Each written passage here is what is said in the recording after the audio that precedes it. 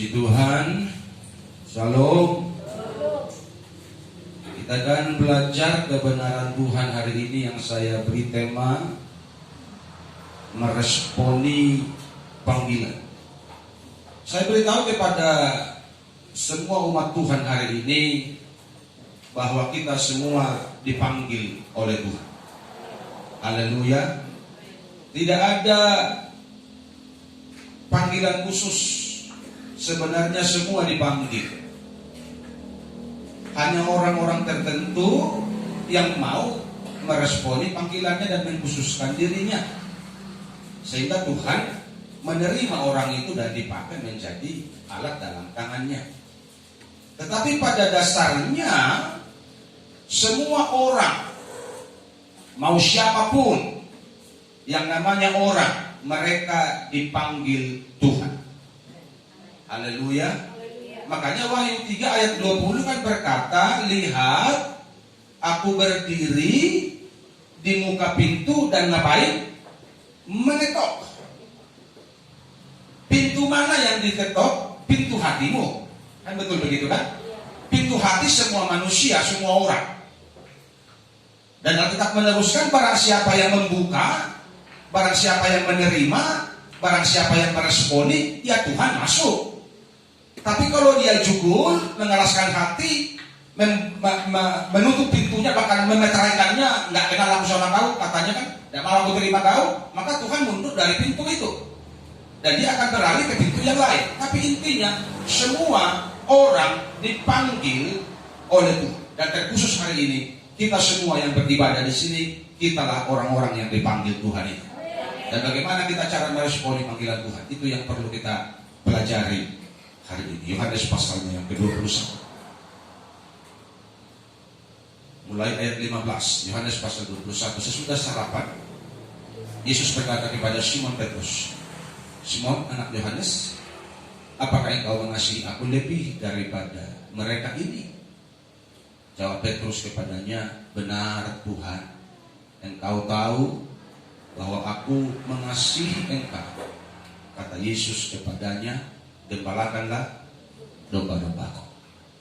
Kata Yesus pula kepadanya untuk kedua kalinya, Simon anak Yohanes, apakah engkau mengasihi aku? Jawab Petrus kepadanya, benar Tuhan, engkau tahu bahwa aku mengasihi engkau. Kata Yesus kepadanya, gembalakanlah domba-dombaku. Kata Yesus kepadanya untuk ketiga kalinya, Simon anak Yohanes, apakah engkau mengasihi aku? Maka sedih hati Petrus karena Yesus berkata untuk ketiga kalinya, apakah engkau mengasihi aku? Dan dia berkata kepadanya, Tuhan, engkau tahu segala sesuatu. Engkau tahu bahwa aku mengasihi engkau. Kata Yesus kepadanya, gembalakanlah domba-domba. Inilah perbedaan Tuhan dengan manusia. Kenapa begitu? Ketika Tuhan berkata kepada Petrus, Petrus, apakah engkau mengasihi aku? Petrus jawab, ya Tuhan, aku mengasihi engkau. Kalau dia manusia, dia akan bilang begini, kau bohong, buktinya kemarin kau sangkalnya aku. Betul enggak? Kalau dia manusia, dia akan bilang begitu. Tetapi Tuhan tidak bilang, Tuhan tidak ingat lagi kesalahan Petrus. Makanya kau jangan suka ingat-ingat kesalahan suamimu. Jangan suka ingat-ingat kesalahan mertuamu. Jangan suka ingat kesalahan-kesalahan tetanggamu atau teman gerejamu atau siapapun yang pernah menyakiti engkau. Jangan pernah ingat-ingat itu. Petrus aja yang sudah parah kali kesalahannya, nyangkal Tuhan. Tuhan tidak ungkit-ungkit. Kok lu ungkit-ungkit sih kesalahan orang? Masih setuju, katakan amin. Haleluya. Haleluya. Kenapa? Karena itu pun akan menghambat pertumbuhan rohanimu. Berarti ada benih yang lain yang kau izinkan tumbuh di hatimu. Harusnya kalau ada orang mengingatkan itu, masa iya? Emang dia pernah bikin salah? Saya udah lupa tuh, harusnya kau harus bilang begitu. Halo? Saya beritahu kepada saudara hari ini, Tuhan tidak melihat kelemahan Petrus yang seabrek, yang segudang itu. Tuhan tidak mengingat penyangkalan Petrus. Yang Tuhan mau kau Petrus ke depan lebih baiklah dari hari-hari kemarin. Kira-kira itu maksud Tuhan. Haleluya. Kalau kita kan tidak begitu, selalu kau buktinya begini, kau begini, kau begini. Tidak usahlah kita ingat-ingat, itu tidak guna. Bagaimana kita ke depan lebih baik, lebih rohani, lebih serius melayani pekerjaan Tuhan. Haleluya.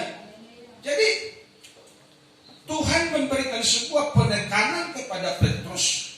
Karena dari 12 murid itu 2 yang menyangkal, 1 Yudas, 1 Petrus. Dan Yudas sudah selesai gantung diri. Sekarang Petrus masih hidup. Dan ketika Tuhan bangkit, dia berkata kepada Petrus, apakah engkau mengasihi aku? Dan saya beritahu kepada saudara hari ini, terlalu mudah kita untuk menjawabnya. Tuhan, engkau tahu aku mengasihi engkau. Dan Petrus pun dengan mudah menjawab, engkau tahu. Tapi diulangi Tuhan sampai 10 kali. Nanti kita akan pelajari kenapa harus ada penekanan khusus sampai harus 3 kali.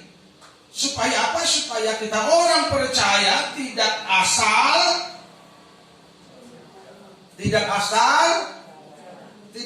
bicara, tidak asbun. Tapi biar kita setiap orang yang percaya, sebelum kita bicara, kita pikirkan dulu perkataanku ini, bisakah aku lakukan, bisakah aku bertanggungjawabkan. Kenapa demikian umat Tuhan? Karena Alkitab sudah bilang dalam Injil Matius, setiap perkataan yang sia-sia yang dikeluarkan orang nanti akan dipertanggungjawabkan pada akhir zaman. Jadi kata-kata bagusmu, kata-kata bohongmu, ingat itu. Jangan kau pikir dilupakan itu, nanti akan dihakiminya kau menurut perkataanmu pada akhir zaman. Karena itu berkatalah benar. Makanya kita bilang kalau ya katakan, kalau tidak katakan tidak. Kenapa? Karena akan ada hari pertanggungjawaban atas perkataan, ucapan yang pernah kita keluarkan dari mulut kita. Dan kalau sudah keluar, dia bagaikan anak panah, tidak bisa lagi ditarik. Yang ada apa? Konsekuensi atau untung dari perkataan kita. Kalau perkataan kita baik, memberkati orang. Kalau perkataan kita jelek, merugikan orang. Tapi tidak bisa lagi ditarik. Walaupun kita minta maaf kepada orang itu, tapi kemungkinan sudah membekas. Kalau kata-kata kita menyakiti orang. Makanya sebelum bicara, dipikir dulu masak-masak. Haleluya. Dan perkataan orang percaya diperuntukkan untuk memberkati orang, bukan untuk menyakiti orang. Daripada kita menyakiti orang dengan perkataan kita, lebih baik kita lakban mulut kita ini. Kita lakban mulut kita ini. Yang setuju dengan saya katakan amin. Supaya perkataan kita sedikit tapi menyenangkan dan memberkati orang. Ini yang perlu kita pelajari. Apa respon kita terhadap panggilan Tuhan? Yang pertama, respon kita mau. Mau itu bukan titik. Mau itu tanda tanya. Karena mau dikatakan, tapi ketika disuruh praktek kok berat kali. Makanya antara mau dan tidak. Makanya dibuat mau tapi tanda tanya. Sesudah sarapan, Yesus berkata kepada Simon, anak Yohanes, apakah engkau mengasihi aku lebih daripada mereka ini? Jawab Petrus kepadanya, benar Tuhan, engkau tahu bahwa aku mengasihi engkau. Kata Yesus kepadanya, gembalakanlah domba-domba. Lihat, kasih itu sejalan dengan tindakan. Kalau engkau berkata aku mengasihi engkau Tuhan, maka tindakanmu adalah tindakan perilaku perbuatan dari orang yang mengasihi Tuhan. Kalau kita berkata aku mengasihi engkau Tuhan, maka engkau tidak akan berani melanggar firman Tuhan. Karena perkataanmu dan perbuatanmu harus seirama. Itu namanya baru mengasihi. Haleluya. Nggak bisa seperti kata orang di luar sana. Aku mengasihi engkau, dikawini. Aku mengasihi engkau, dikawini. Aku mengasihi engkau, dikawini. Alasannya yang penting adil. Satu orang aja tuh belum tentu adil, apalagi 4 orang, 5 orang, 6 orang. Haleluya. Kenapa kepada satu orang aja belum tentu kita adil? Karena kita pun pengen dilayani. Kita masih ada egoisnya, masih ada angkuhnya, betul nggak? Kita pun aja pengen dilayani. Untuk melayani yang satu aja pun belum tentu kita bisa adil seadil-adilnya. Apalagi yang 4-5 orang dan kita bilang yang penting adil. Adil dari mana lu?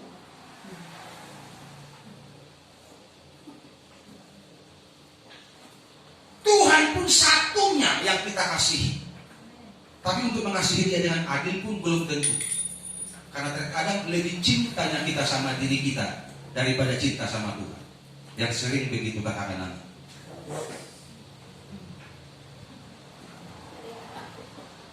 Haleluya. Jujur kan? Kalau mau diakui, lebih cintanya kita sama keluarga kita daripada sama Tuhan. Jadi cinta sama Tuhan itu Holandi ende. Cinta sama Tuhan itu Holandi nyanyian. Cinta sama Tuhan itu Holandi doa. Tuhan, engkau tahu kayak itu. Engkau tahu. Kami mengasihi engkau.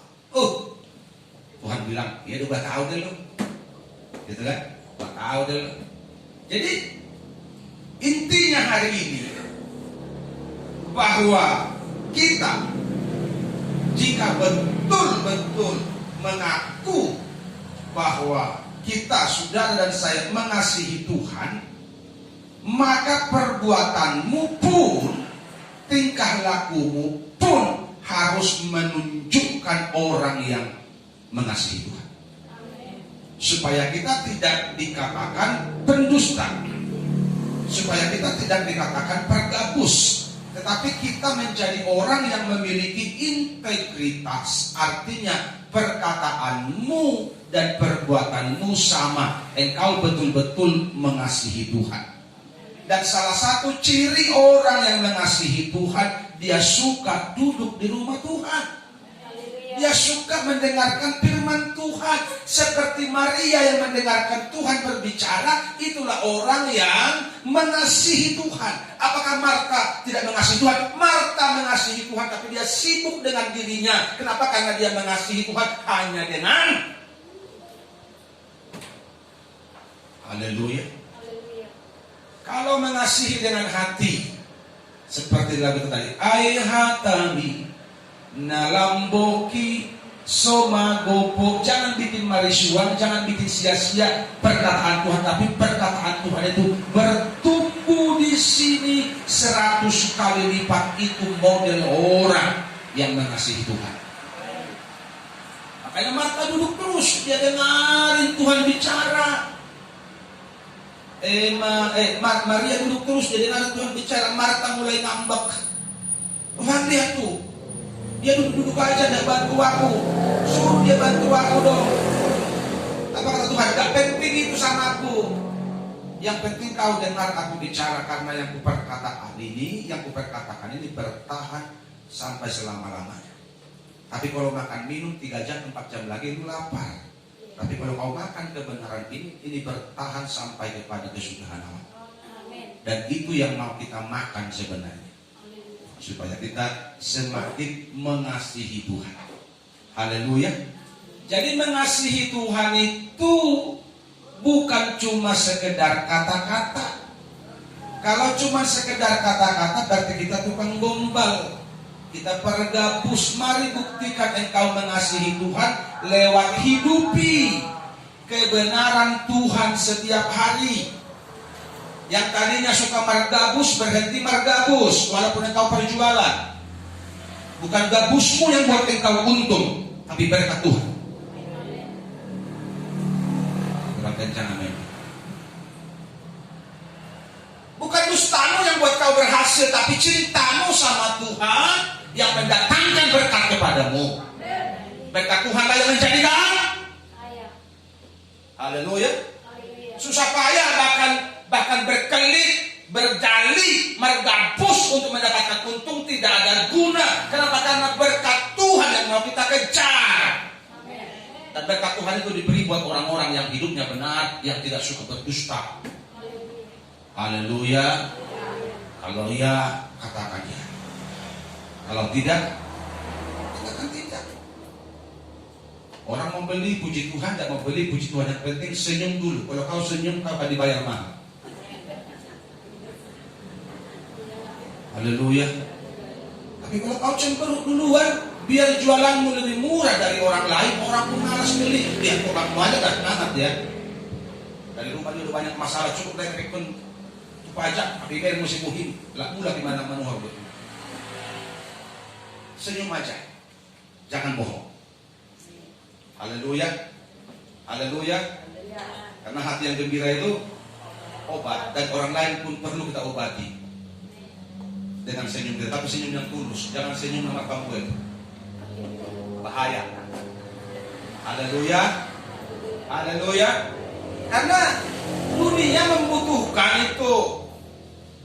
Dunia membutuhkan teladan dari orang percaya. Kalau orang dunia pun berperilaku begitu dan kita pun ngaku anak Tuhan sama juga perilakunya, tidak ada beda dong. Ya kan? Enggak ada beda dong. Kita perlu warna yang berbeda hari ini. Warna anak Tuhan itu harus jelas. Kalau orang lain nongkrong-nongkrong di tempat-tempat yang tidak berguna, engkau jangan nongkrong di sana. Lebih baik di rumah duduk berdoa bersama keluarga, baca Alkitab, renungkan firman Tuhan, tidur, selesai urusan. Betul enggak? Haleluya. Tapi kalau kita ajak ekonomi tua, Pak, enggak bergaul. Lu bergaul dapat apa di sana? Kalau kita nggak kumpul sama ibu-ibu, nggak menjadi, nggak bergaul, lu bukan bergaul, lu nambah dosa. Betul apa salah? Bukan bergaul, nambah dosa. Di mana engkau bergaul? Kalau ada yang pesta, datanglah. Jangan pula terlalu rohani kau. Tapi pesta di kami, terus baru memahami, kelewatan lu. Tidak ada kewajaran begitu ya. Nanti mati tetanggamu, tak boleh apalagi orang mati, tak perlu dihami. Tuhan tidak perlu dihami. Lu masih di dunia bro, belum di sorga, masih di damani gini, waras. Haleluya. Jadi tempatkan pada tempat, pada proporsi yang benar. Kalau tidak perlu kumpul, jangan kumpul. Karena Alkitab sudah bilang jangan berdiri di jalan orang fasik, jangan duduk dengan orang berdosa, jangan berjalan di jalan orang pencemooh. Kenapa? Karena pergaulan yang buruk itu merusak kebiasaan yang baik. Haleluya. Kecuali engkau bisa mewarnai mereka dengan kehidupanmu yang benar, engkau bisa menarik mereka. Puji Tuhan. Takutnya kan kau yang diseret. Betul apa salah? Takutnya bukan kau yang menggarami, tapi kau yang racuni. Makanya supaya kau bisa jadi garam, kuatlah rohanimu, kuatlah imanmu, dekatlah sama Tuhan, baru bersaksilah. Haleluya. Bersaksilah, jangan tong kosong nyari bunyinya. Bertobat kau aja belum benar, sok-sokan lu. Amin. Di sini gak ada begitu ya. Bertobat kau, orangnya yang sohasnya ya. Bertobat kau. Paturan juri masuk kadayo. Haleluya. Apa itu musuh di kostriku? Tak berani yang seperti kita. Karena saya bukan calo, saya wakil Tuhan di sini. Dan wakil Tuhan harus benar hidupnya, tidak main-main. Ada mau calo, boy sebarang. Itu apa salah? Siapa di pajakan? Anak siapa? Aduh siapa? Milan, rakyat. Itu calo. Di sini wakil Tuhan. Artinya hidupnya harus bisa dipertanggungjawabkan. Haleluya. Makanya mau sembarangan macam ditanya dulu orang. Patuh aja diri. Tuhan, aku bertobat sungguh-sungguh deh supaya aku jadi saksi. Langsung dicap orang rohani maka kayu firman Tuhan menasihati pakai ayat. Ada ngulung pisau saya. Maaf ya. Kalau tersinggung puji Tuhan, haleluya. Gabihirana sandiwara di bawah nama Tuhan. Aku acara apapun kutip ayat. Ada acara apapun kutip ayat. Ada nama kata hidup benar-benar jelas. Jadi Puroha boleh diperjualbelikan ayat firman Tuhan ini. Firman Tuhan ini bukan untuk diperjualbelikan. Firman Tuhan ini untuk dilakukan dalam kehidupan setiap hari. Haleluya. Kayaknya mau berpesta, ngomong aja apa adanya, gak usah pakai ayat-ayat deh. Soalnya mengatakan Tuhan, umat tujuan. Dari kondisi langsung lebih dia. Parangnya dari jual beda kata. Saya ulangi, kelakuanmu yang dilihat orang, bukan perkataanmu. Haleluya. Haleluya. Kita bukan orang politikus, yang lain di bibir, lain di hati. Kita anak Tuhan, sama di bibir, sama di hati. Amin. Sama di bibir, sama di hati. Haleluya. Itu baru anak Tuhan. Kalau enggak, rusak kita dalam gereja. Rusak. Sudah tua itu ngasih tua. Sudah tua itu nggak mulai kuliah. Tapi benar sebut dan nilah turun pelan orang. Sebut kamu. Oh sebut tua dia ngawal begini. Sana mana tadi? Kenapa nggak sadar? Isi orang wakil itu hari bertiga. Wakil Tuhan di dunia ini, nah paling pertama kan pendeta, rohani setua, pekerja, baru jemaat kan begitu. Makanya kadang-kadang orang itu tidak sadar. Sehingga ketika ditawarkan, so jelas buku batik malam juga tua, Marisak ada dipilih Allah.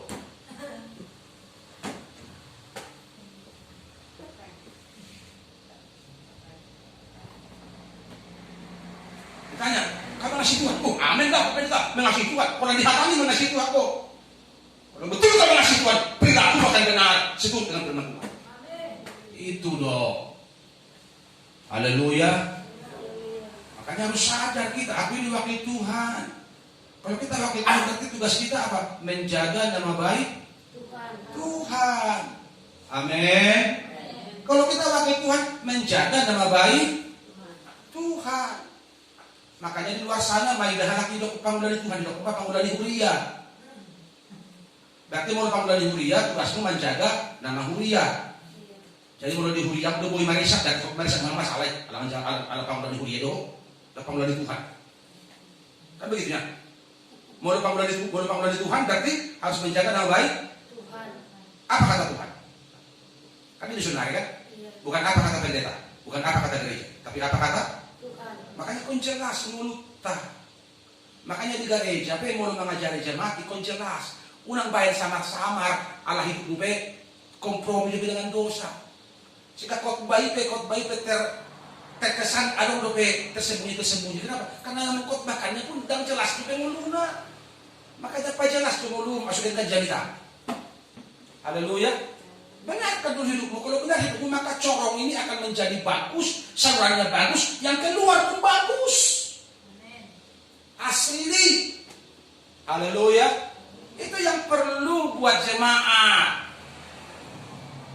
Dan bulan-bulan ini tidak perlu. Saya di pabungu-bungu ada di bulan-bulan. Haleluya. Jika kita mengasihi Tuhan, maka kita akan melakukan sesuatu untuk kesenangan Tuhan. Ini yang dikerjakan, bukan yang lain. Katakan amin. Jadi engkau yang mengaku mengasihi Tuhan, tugasmu adalah bekerja, berbuat untuk kesenangan Tuhan. Cek maju diri tiap hari. Sebelum mulut po cek dulu dirimu, sebelum tidur cek dulu dirimu. Ahadonahum ulahun sadarion. Apa yang dikerjakan satu hari ini untuk kesenangan Tuhan? Adong do? Haleluya. Kan begitu. Karena menyenangkan Tuhan itu bukan sekali seminggu, bukan sekali sebulan, tapi menyenangkan Tuhan itu setiap waktu. Makanya firman Tuhan bilang renungkan firman itu siang dan malam. Jadi kesenangan Tuhan itu menyenangkan Tuhan itu setiap waktu, setiap hari. Makanya sebelum kau tidur, siapa tahu sedang mau behita, langsung mula kan begitu. Sebelum modong, damai dulu dengan Tuhan, cross check na dirimu sa dariyon, ahalo na humulahon na menyenangkan Tuhan. Sa dariyon, ahalo na humulahon na melukai hati Tuhan. Unang itormurip po. Haleluya. Buat perenungan pribadi sebelum tidur. Introspeksi diri, apa Tuhan yang kukerjakan hari ini yang menyukakan engkau? Ternyata satu hari ini lebih banyak yang menyakiti hati Tuhan. Siapa itu malam sudah nama redek dua. Mereka rohani yang ada lebih. Ada mereka di dunia, betul-betul lagu dunia main dekor. Contoh. Dicontoh kan? Ada lagu rohani yang betul. Saya ada pengen lebih. Berarti satu hari ini kau banyakkan menyenangkan dirimu, bukan menyenangkan Tuhan. Berarti kau harus, Tuhan ampuni aku. Hari ini aku gagal menyenangkan engkau. Mulailah duduk, renungkan firman Tuhan, berdoalah masuk dalam penyembahan. Haleluya. Gitu bertuhan. Setiap hari sebelum tidur kita buat introspeksi diri, supaya kalau kita tidur dan mati, kita dijamin masuk surga. Amin. Saya tahu ini mati mau dumikan. Haleluya. Kata apa kemana mau kan? Iya. Pernah diumumin pagi-pagi masuk surga. Enak begitu bagi susah. Masa hitung tahun. Si uruson. Nanti boleh gudang keren gudang sepanan gudang uruson. Kemana sebagai urusan urusan 2 tahun. Mak dosa. Ay menagtay. Harus mati mo sa narohan. Alay di bibir na. Di mana ka? Sehat ya pak? Sehat ya pak? Ina. Alay di bibir dahil. Narohan harus mati na tungan. Kan lu jangan urus. Makanya anak Tuhan itu jangan nyusahin. Haleluya. Kalau anak Tuhan itu gak nyusahin dia. Nungalo cao Tuhan Rade mabay Dinanak di amin. Pulang langsung pakai. Itu nak bikin capek orang. Haleluya. Dan saya percaya anak Tuhan itu kan hidupnya jadi berkat, bukan nyusahin. Termasuk mau mati. Betul nggak? Termasuk mau mati nggak nyusahin dia. Kalau dia sudah nggak kuat, sudah lebat, tinggal bertuhan. Ajo mau bah, asal nalo jangan rasa. Betul do, anak nalo kalau kita mula dipakai, tinggal bersama dengan Tuhan sampai selama-lamanya. Haleluya, mantap kan lebih enak. Ale baru na gudangi kesalahannya juga bisa muluna, lama hati terus susah. Mau dikolik mau, tunggu lagi. Tiba-tiba waras saya, di dua. Di sini mah itu oh iya, lihat mangan, anjo. Sambil naik mau liku saya, tidak mau saya putih, karena ini kurang dosa namanya. Nang orang Tuhan manjalo. Saudara, jangan pikir saya sedang bercanda, ini serius. Karena orang yang tidak cinta Tuhan, dia takut menghadapi maut. Kenapa? Sibu istro laman cuy man, beda, di daerah kaki kenapa kan? Babiar terus. Bahkan di kampung kami zaman dulu, nggak tahu kalau di sini. Kampung kami zaman dulu, saking nggak mau mati dia, sampai dibuka sering dia langsung mati. Dengar mati. Di Jawa Bandita, kalau kerja tentu yang kemarin mau lawan di sana, jadi mau lawan dan di gereja, mau kerja mau lawan berarti lawan siap mati dong. Atau 2 hari mau lawan berarti mati dong. Salah di musik. Cukup dong, nggak cukup kan orang mati mah. Biar kemudian mereka mau ya, tarik pun. Jadi jiwa lebih gelisah lah. Tapi kalau cinta Tuhan, mau pulang dah pulang. Ayo kata Tuhan dijemput pulang. Mula mau pulang. Enak loh anak Tuhan. Makanya sungguh-sungguh cinta Tuhan. Amin. Supaya apa? Supaya kita pun tidak nyusahin orang, tidak nyusahin keluarga, tidak nyusahin anak-anak. Apalagi kalau anak kembar fokus tuh makan sampai susah, kok bisa susah ya lah, saya dalam. Haleluya.